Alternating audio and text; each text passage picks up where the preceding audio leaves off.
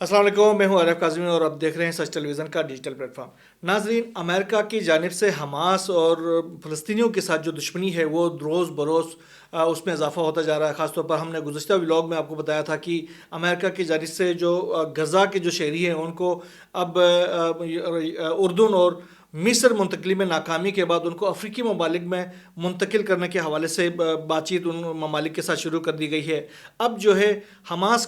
کے حوالے سے یا فلسطینیوں کے حوالے سے تھوڑی سی بھی جہاں سے آوازیں اٹھ رہی ہوتی ہیں ان تمام تر آوازوں کو دبانے کے لیے ٹرمپ انتظامیہ جو ہے وہ آخری حد تک جاری ہے۔ خاص طور پر ابھی ایک بڑی ڈیولپمنٹ یہ سامنے آئی ہے کہ جو فلسطینی مزاحمت کے ترجمان سمجھے جانے والے ایک ٹی وی چینل ہے الاقصی ٹی وی، اس کے اوپر نہ صرف امریکہ نے بلکہ یورپی یونین کی جانب سے بھی پابندی عائد کر دی گئی ہے۔ آپ اندازہ لگائیں ہیں کہ جہاں سے بھی اگر حماس کے حق میں یا فلسطینیوں کے حق میں تھوڑی سی بھی آواز بلند ہوتی ہے تو اس کو دبانے کی کوشش کی جاتی ہے۔ اگر آپ کوئی سوشل میڈیا ایکٹیوسٹ ہیں، آپ اگر یوٹیوبر ہیں، آپ فلسطین کے حوالے سے بات چیت کرتے ہیں، حماس کے حوالے سے بات چیت کرتے ہیں، آپ کی آواز دبا دی جائے گی۔ کوئی چینل ہے اگر وہ حماس کے حوالے سے فلسطینیوں کے حق کے اوپر بات کرتا ہے تو ان کی آواز دبائی دی جائے گی، ان کے سیٹلائٹ جو پیرامیٹرس ہیں ان کو خراب کرنے کی کوشش کی جائے گی۔ یہ صورتحال بہت ہی گمبھیر ہوتی جا رہی ہے، خاص طور پر امریکہ جیسے ملک کی جانب سے جو کہ اپنے آپ کو اظہار آزادی کا چیمپئن سمجھتے ہیں، اظہار رائے کے چیمپئن سمجھتے ہیں، لیکن یہاں آن گراؤنڈ اگر دیکھا جائے تو ان کی جانب سے وہ اقدامات کیے جاتے ہیں اظہار رائے کی آزادی کو دبانے کے حوالے سے جس کی دنیا میں کوئی مثال نہیں ملتی ہے۔ اگر حماس کے خلاف کے حق میں کوئی آپ بات کریں تو آپ کو فوراً گلا دبانے کی کوشش کی جاتی ہے۔ تو اب جو الاقصی ٹی وی ہے اس کے ساتھ بھی یہی کچھ کیا گیا ہے ٹرمپ انتظامیہ کی جانب سے اور یورپی یونین کی جانب سے۔ تو یہ جو آپ اندازہ کر سکتے ہیں کہ کس طریقے کی جو اخلاقیات کی گراوٹوں کی طرف جاتے ہوئے نظر آ رہے ہیں جو یورپی ممالک جو ہیں وہ امریکی جو حکام ہیں جو دنیا کو درس دے رہے ہوتے ہیں اخلاقیات کے نارمز کے، لیکن آن گراؤنڈ دیکھیں تو وہ خود بد اخلاقی کی پستی میں جاتے ہوئے نظر آ رہے ہیں۔ حماس اسرائیل مذاکرات کے حوالے سے جو حالات جو ہیں وہ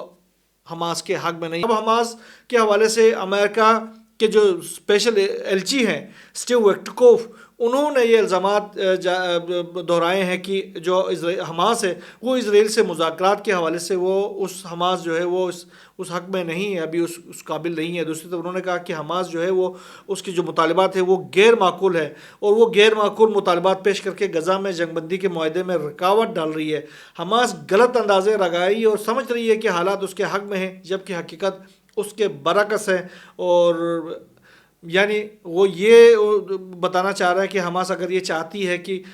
غزہ کے عوام یا فلسطین کے عوام ان کے حق میں ہے، اگر وہ کسی بھی مشکل وقت میں حماس کے ساتھ کھڑے ہو سکتے ہیں تو حماس جو ہے وہ غلط فہمی میں ہے۔ ایسا نہیں ہے، یہ ایک بیانیہ کریٹ کرنے کی کوشش کر رہا ویٹکوف جو ہے۔ دوسری طرف انہوں نے کہا کہ ٹرمپ پہلے ہی خبردار کر چکے کہ اگر حماس نے اسرائیلی قیدیوں کو رہا نہیں کیا تو اسے سنگین نتائج کا سامنا کرنا پڑے گا۔ ایک اور جو امریکہ کے اندر جو حماس کے جو حامی افراد ہیں، فلسطینیوں کی جو حامی افراد ہیں، ان کے خلاف بھی ٹرمپ انتظامیہ کی جانب سے باقاعدہ جنگ شروع کر دی گئی ہے۔ خاص طور پر کولمبیا یونیورسٹی میں پہلا اٹیک کیا گیا ہے اور انہوں نے وہاں پر جو فلسطینی ایک طالبہ تھی لیکا، اس کو باقاعدہ طور پر گرفتار کر لیا گیا۔ اس کا ریزن انہوں نے خاص طور پر یہ بتایا گیا کہ ان کا جو اسٹوڈنٹ ویزا تھا اس کی میعاد ختم ہو گئی تھی لہٰذا گرفتار کر لیا، حالانکہ ایسا ہے نہیں۔ لیکا جو ہے وہ فلسطین کے حامی جو مظاہرے تھے ان کی سرخیل کے طور پر سامنے آئی تھی۔ اس نے متعدد مظاہروں کے دوران باقاعدہ قائدانہ اپنے کردار ادا کیا تھا، جس کے بعد سے وہ ٹرمپ انتظامیہ کے ہیڈ لسٹ پر تھی اور اب اس کو باقاعدہ طور پر گرفتار کیا گیا ہے۔ شو یہ کیا گیا کہ اس کے ویزے کے جو مدت تھے وہ ختم ہو گیا تھا۔ دوسری طرف جو ایک بھارتی طالبہ تھی رنجنی، ان کو بھی ویزا ختم ہونے پر اس کا ویزا بلکہ منسوخ کر دیا گیا، اس کا بھی اسٹوڈنٹ ویزا تھا۔ چلیں ہم یہ مان لیتے ہیں لیکا کا ویزے کی مدت جو ہے وہ ختم ہو گئی تھی، تو پھر رنجنی کے ساتھ کیا ہوا تھا؟ اس کے تو ویزے کی مدت بھی موجود تھی، اس کو پھر ویزے کی مدت کیوں ختم کی جا رہی؟ وجہ یہ ہے کہ رنجنی نے بھی فلسطین کے جو عوام ہیں، جو شہری ہیں، فلسطینی ہیں، مظلوم، ان کی حمایت کی تھی اور اس حوالے سے جو مظاہرے ہو رہے تھے ان میں شرکت کی تھی اور انہوں نے آواز اٹھائی تھی۔ اب ٹرمپ انتظامیہ نے اس کو بھی بے دخل کرنے کا پلان بنایا ہوا ہے۔ ٹرمپ انتظامیہ نے باقاعدہ طور پر جو کولمبیا یونیورسٹی ہے اس کے ایک شعبے کا کنٹرول باقاعدہ چھوڑنے کی ڈیڈ لائن دی ہے انتظامیہ سے، کیونکہ وہاں پر جو فلسطین کے حامی افراد کی ایک بہت بڑی تعداد موجود تھی طالب علموں کی، تو لہٰذا وہ لامالہ لگ یہی رہا کہ وہ ان تمام طالب علموں کے خلاف اقدامات کرنے جا رہے ہیں، لہٰذا انہوں نے اس شعبے کی جو کنٹرول ہے وہ یونیورسٹی انتظامیہ سے کہا کہ آپ اس کا کنٹرول چھوڑ دیں۔ لامالہ اب وہ کنٹرول چھوڑ دیں گے، اس کے بعد سے وہ تمام تر جو طلباء تھے جو کہ فلسطین کے حامی تھے، جو غزہ کے حامی تھے، جو کہ مظلوموں کے حامی تھے، ان کے خلاف اقدامات کریں گے اور ان کو اٹھا کے ان کے ملکوں میں واپس بھیج دیا جائے گا۔ جو امریکی شہری ہیں ان کو گرفتار کیا جائے گا، یا ان کے جو سیمسٹرز ہیں وہ ان کو ضائع کرنے کی کوشش کی جائے گی۔ یہ ٹرمپ کر سکتا ہے اور وہ کر رہا ہے۔ دوسری طرف حوثیوں کے حوالے سے امریکی جو دھمکیاں تھیں گزشتہ روز، ان کو باقاعدہ طور پر دہشت گرد تنظیم ڈکلیئر کر دیا گیا تھا۔ اس کے بعد سے پھر حوثیوں نے بھی اپنے اقدامات شروع کر دیے۔ حوثیوں نے 4 روز کی جو الٹیمیٹم دی تھی فلسطینی اسرائیل کو، فلسطین میں غزہ کے اندر خوراک کی ترسیل کو بحال کرنے کے حوالے سے، جو کہ اسرائیل کی جانب سے میٹ نہیں کیا گیا، اس کے بعد سے باقاعدہ طور پر انہوں نے اسرائیل کے جو جہاز ہیں، جو اسرائیل کی طرف جانے والے جہاز ہیں اور اسرائیل کے جو جہاز ہیں، ان کے خلاف اپنے حملوں کا سلسلہ دوبارہ سے شروع کر دیا ہے۔ اور گزشتہ روز انہوں نے باقاعدہ طور پر پہلی جو جہاز تھی اس کو اٹیک کر کے اس پہ آگ لگا دی تھی۔ اب برطانیہ کی جانب سے ایک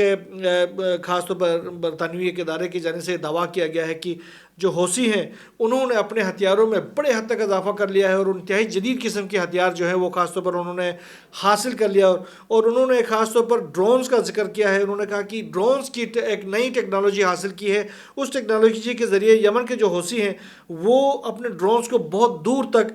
پرواز کرنے کے قابل کر سکتے ہیں، اور وہ اسٹیل ڈرون ہوں گے جو کہ ریڈار میں نہیں آ سکیں گے، ان کے ریڈار میں آنا بھی مشکل ہوگا۔ یہ ایک بڑی الارمنگ ان کے لیے سچویشن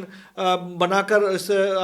برطانوی نشریاتی ادارے نے پیش کی۔ انہوں نے کہا کہ اگر امریکہ یا اسرائیل دوبارہ جنگ شروع کرے تو نئی ٹیکنالوجی کے حصول کے بعد حوثی جو ہیں وہ ان کو باقاعدہ طور پر حیران کر سکتے ہیں۔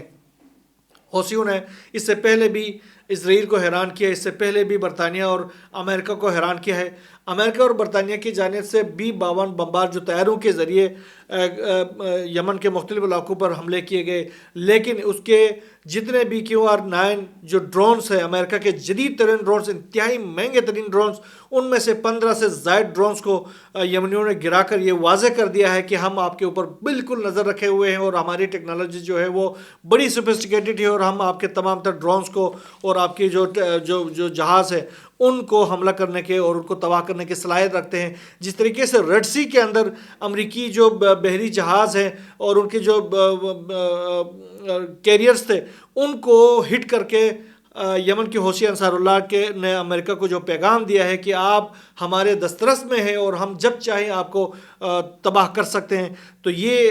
ان کے لیے پہلے سے ہی الارمنگ صورتحال تو ہے ہی۔ اب ان کے پاس اگر جدید ڈرونز آ بھی گئے ہیں تو وہ پھر امریکہ کو مزید حیران کر سکتے ہیں۔ ہم رخ کرتے ہیں شام کا، جہاں پر جو احمد الشرح کی جو نئی گورنمنٹ ہے وہ اب انہوں نے جو آئین کے اندر جو تبدیلیاں کی ہیں، اس تبدیلی کے نتیجے میں شرح کی جو گورنمنٹ ہے اس کو مزید لیجٹمیٹ کرنے کی کوشش کی جا رہی ہے۔ اس حوالے سے ان کی تمام تر جو دوڑ دھوپ اس وقت جاری ہے، خاص طور پر اسرائیل کی جانب سے دمشق کے اندر ڈیپ انسائڈ حملے کیے جاتے ہیں، ان کے بھی اس کو پرواہ نہیں ہے۔ دوسری طرف ان کے اپنے جو فورسز ہیں وہ مخالفین کو کچلنے پہ لگے ہوئے ہیں، اور جو احمد الشرح کی جو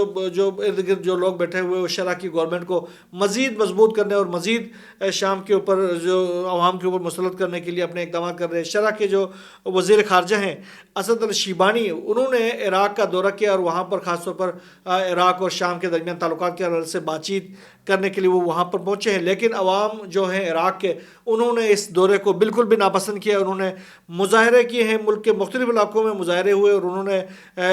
اسد الشیبانی کے عراق کے اندر جو دورہ ہے اس کو بہت ناپسند فرمایا ہے، اور انہوں نے کہا کہ اس شخص کو وہاں سے جانا چاہیے اور ہم اس کو یہاں پر پسند نہیں کرتے، اور وہ عراقی حکومت کے اوپر بھی مسلسل دباؤ ڈال رہے ہیں کہ تاکہ وہ اس دورے کو کسی طور پر قبول نہ کریں، اس دورے کو فروٹفل نہ بنائیں، اور اس گورنمنٹ کے ساتھ کسی قسم کے تعلقات نہ رکھیں۔ دوسری طرف اگر ہم رک کریں یوکرین کا، تو یوکرین میں ایک بڑی ڈیولپمنٹ یہ سامنے آئی ہے کہ یوکرین کی یہ تمام تر جو جنگ تھی رشیا کے ساتھ وہ نیٹو کا حصہ بننے کے حوالے سے تھی۔ رشیا ان کو مسلسل کہے جا رہا تھا کہ آپ بھائی آپ نیٹو کا حصہ بننے کی کوشش نہ کریں، آپ یورپی یونین کا حصہ بننے کی کوشش نہ کریں، نیٹو اور یورپی یونین کو رشیا کے بارڈروں میں لانے کی کوشش نہ کریں، لیکن زیلنسکی سرکار نے ہمیشہ یہی کوشش کی کہ وہاں سے پیٹریوٹ جو میزائل سے ڈیفنس سسٹم ہے وہ بھی لا کے یوکرین کے اندر انسٹال کروا دیا، نیٹو کو بھی یوکرین کے اندر لے کے آ گئے، یورپی یونین کو بھی یوکرین کے اندر لے کے آ گئے، اور جو بائیڈن کو بھی بیلا پھسلا کر روز اربوں ڈالر ان سے سمیٹ لیے۔ تو اب جو ہے نیٹو کے جو